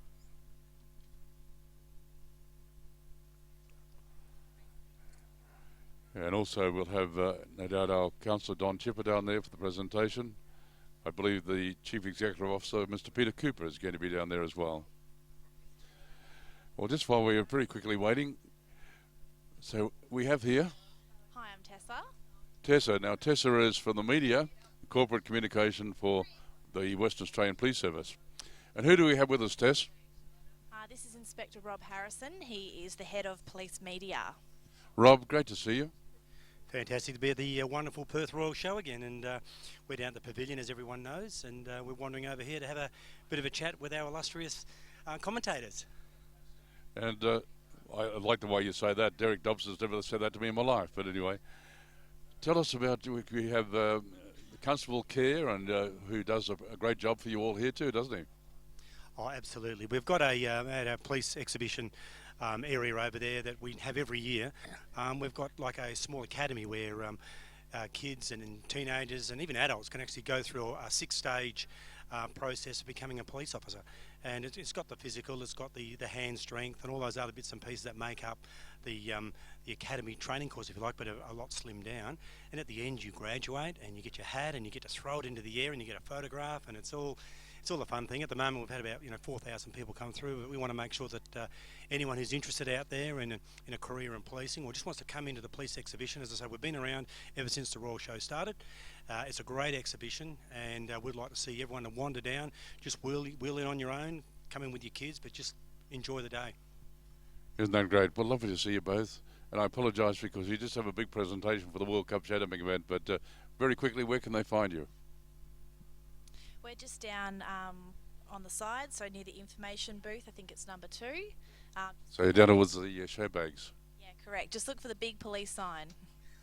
Look for the big policeman too. Yeah, he's a big fellow on this one, I tell you. Oh, yeah, lovely to see you both. And please always support members of the Western Australia Police Service as well. Well, ladies and gentlemen, we'll go to Kevin, Diane. They have the results here for you of the World Cup Showdumping event, the official results. So we're just about to begin the presentation shortly, but I can give you the official results now. In first place, 4 penalties in a time of 54.19. Steph Tucker on Oaks Redwood. Second, Caitlin Bolger on Dancer Star, 4 penalties, 64.112. Third, Maxi Mouse, Sean Squire, the 8 penalties, 56.52. Fourth was Oaks Vendetta, Caitlin Bolger on 8 penalties and 57.14. Fifth was Secrets NZPH, Sophie Armat, 8 penalties and 56.12. Sixth was Diamond B Vigo, Chelsea McInnes. Seventh was Sophie Armat on Renaissance NZPH. Eighth was David Dobson on Concord Ego Z. And ninth, Tam Waller on Volition.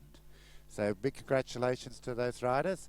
And just a reminder that Off the Track have actually special prizes to be awarded to Volition and Dancer Star for starting in this FEI World Cup qualifier here at the Perth Royal Show.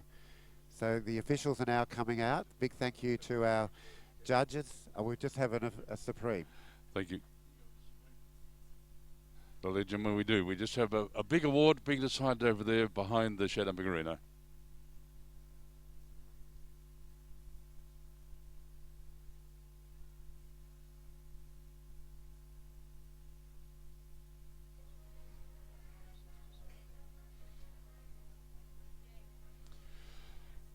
Well, ladies and gentlemen, the trophy, the gala and the sash sponsored by the Australian Pony Studbook Society Incorporated WA, and it's a great honour today to welcome Mrs. Pat Pope down there for the presentation with our councillors for the presentation of the Drumclyer Pony Stud Trophy. Now this is the champion of champions from the Australian Pony, the Highland Pony, the Shetland Pony, the Connemara Pony and the Welsh Pony. the Supreme Champion, the winner of the Drumclyer Pony Stud Trophy for 2016. Please put your hands together for the beautiful Supreme Champion Welsh, Owendale Firefly. Congratulations, Belinda Leeson. Catalogue number 1128. And looking back last year, it was also won by Owendale Firefly. That's 2 years in a row they won the award. So congratulations to them. It's been amazing to see this award. It's one that everyone really does pride themselves in trying to win each year, all being members of the Australian Pony Stud Book Society. So congratulations to them all. They're all Supreme Champions of their various breeds. It's a beautiful exhibit. It was bred over in Victoria by a wonderful gentleman over there too. That's the Owen families and Darren Owen. And Darren's, in fact, just suffered from sadness with one of his parents passing away last week. So they'll be looking down and saying, boy, we bred some beautiful ponies. So Owendale Firefly, the winner, Belinda Leeson, congratulations, the second year in a row. The other exhibits we had, the Supreme Champion Australian pony was Arline Pash with Neril Simmons. We had Rose Markey Rowan with Vicky Yates, won the Highland pony. The Supreme Champion Shetland went to Mundara Park Watchman with Robin Gordon. The champion Connemara was Powderbark Athene with Emily Sheridan. And then the Welsh Pony Supreme Champion, Owendale Firefly, Belinda Leeson winning for the second year in a row. Well, they're ready down here for the presentation. In front of the broadcast box, we'll cross down now to Dion Bennett. Thanks, Dion. Thank you very much, Angus. We're just getting all the competitors to line up. We have a number of very important people here who I will introduce as they are part of the presentation. I'm sure everybody will agree it was a fantastic competition, certainly up to Olympic standard. I don't think they were jumping any higher than that. Pity some of these riders weren't at or hadn't been at Rio to represent Australia. So you can see our internationally accredited judge. This is Penny Dodd, who's rugging the winner. The winner is Stephanie Tucker with Oaks Redwood. And she did a tremendous job. She's being assisted by our other FEI accredited judges, Judith Odgaard and also Kerry Robbins. We have the CEO of the RAS, Peter Cooper, here. We have our international course designer, Peter Gillespie. We have our ringmaster, Mr. Donald Chipper. We have Simon Barry, the chief steward. Who have I forgotten? We have Kerry Robbins, who's also an FEI internationally accredited judge as well. So sashing the horse now is the CEO, Peter Cooper of the Royal Agricultural Society. And interesting there, I'm looking at the rug and also the garland. I'm so sorry. I'm just getting in the way of Sandy Hannon from Hoofbeats magazine, who's recording all of this. But if you have a look, you've got a purple ribbon, purple garland, and purple rug. That's, I don't know who organised that, but that's very clever, extremely clever. We also have a blue vase. Is the vase, Mr. Chipper, are we going to give her the vase as well? It's almost purple, the vase. It's almost purple. Everything's purple. I'm going to ask Stephanie to say a few words once the horse has settled down.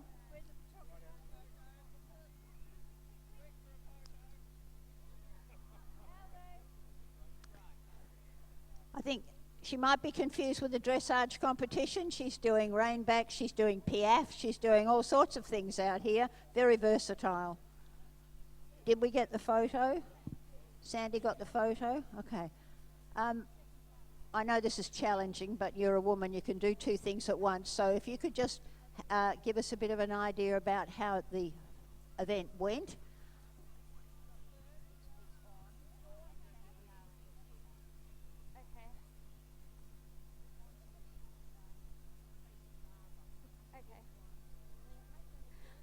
I'd just like to thank the sponsor of the class, Tracy Barber from Equine World. and EWA and the RAS as well for making it possible to hold the World Cup at the Royal Show. Yeah, it was a really great event. The last line proved quite difficult for a lot of horses, and I think it caught a few people out, but they made the second round a bit easier, and we were able to get a few clear rounds out of that one. I'd also like to thank my parents for their sponsorship, and my sister and my boyfriend Reese for all their constant support. Thank you very much. Great job. Yes, by all means show your appreciation for the winner. We're moving... every time I turn around there's a camera there. We're moving on to second was Caitlin Bolger with Danza Star, the first of her two horses. In third place was Sean Squire with Maximouse. Fourth place went to Caitlin Bolger with Oaks Vendetta. Fifth place was Sophie Armat with Secrets NZPH. In sixth place, Chelsea McInnes with Diamond B Vigo. 7 went to Sophie Armat on her second horse, Renaissance NZPH. 8th place went to David Dobson with Concord Ego Z. And 9th place went to Tam Waller with Volition. Volition is the off-the-track racehorse, and there are a number of awards for the off-the-track horses who are competing at the Perth Royal Show. Dion Bennett, if I could just take 1 second, that's all. I'd just like to acknowledge the winner of the TS Coucher Memorial Perpetual Trophy. Congratulations to Janine Dornbush, being presented right over there behind the wood chopping arena, the show jumping arena. She won it back in 2005, 2006, 2009, and also once again in 2012 and 2016. Congratulations to Janine Dornbush. Give her a big round of applause. That's a very prestigious award to win. And our champion, Show Hunter Hack, just parading out of the arena. It's supported by Evolution Equestrian, and a reserve champion was won by Chloe Chester Shares, reserve champion to Quantador with Sarah McLeod, and it's back down to Dion Bennett. Thanks, Dion. And we have another award to make, and this is to the off-the-track. So this is Volition, ridden by Tam Waller. Who's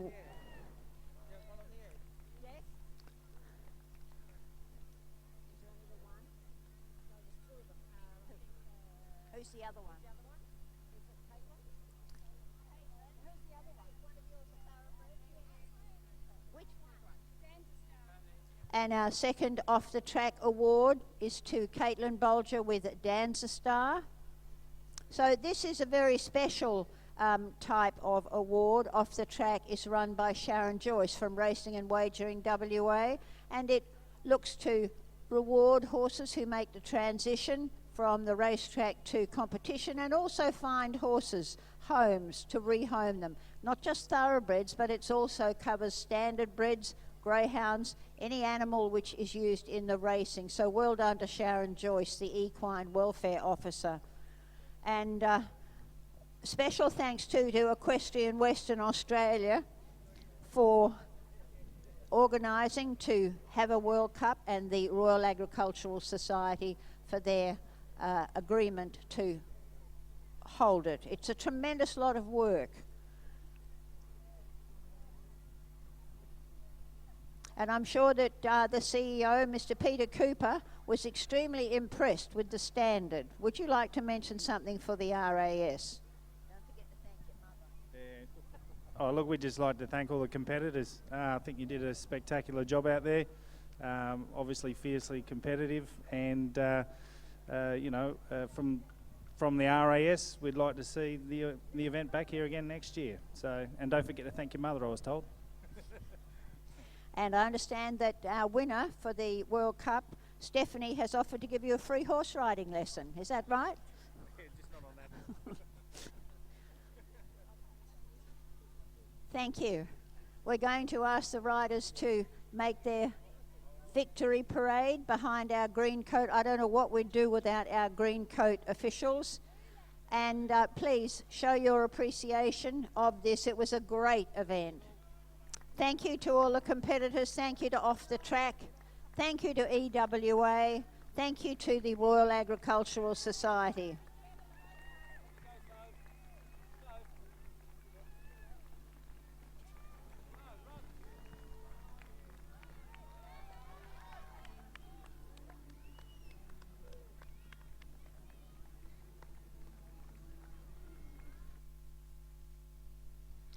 Hey, come on, Perth, put your hands together. Give them a big round of applause as they come around the arena. They are champions.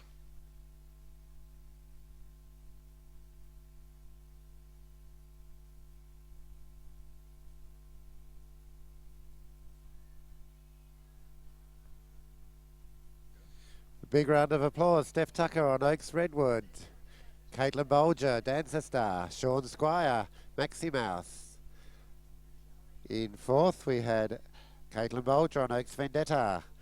Sophie Ahmed, Secrets NZPH. Diamond B Vigo, Chelsea McInnes. Renaissance NZPH, Sophie Ahmed. Concord Ego Z, David Dobson, and Volition Tam Waller. Well done to all those riders. A big thank you. And a big thank you to the Perth RAS for having the FEI World Cup qualifier here in 2016.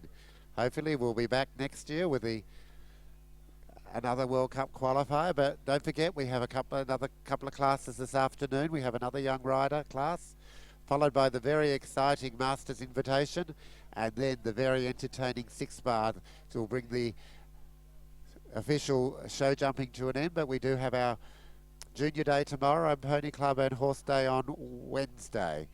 So don't forget, come back about 4 o'clock. I think we've got the young rider class, followed by the Masters Invitation and the 6-bar class. So thank you to everybody. Thank you to all our officials. And I'll just pass back to Angus now. Thanks, Kevin. Thanks, Diane, for a wonderful job too. And great to see you work with Kevin and Diane here at the show. Well, ladies and gentlemen, just while they're taking photographs and setting everything up for the entertainment at lunchtime, we'll take a special message here in the main arena from our sponsors.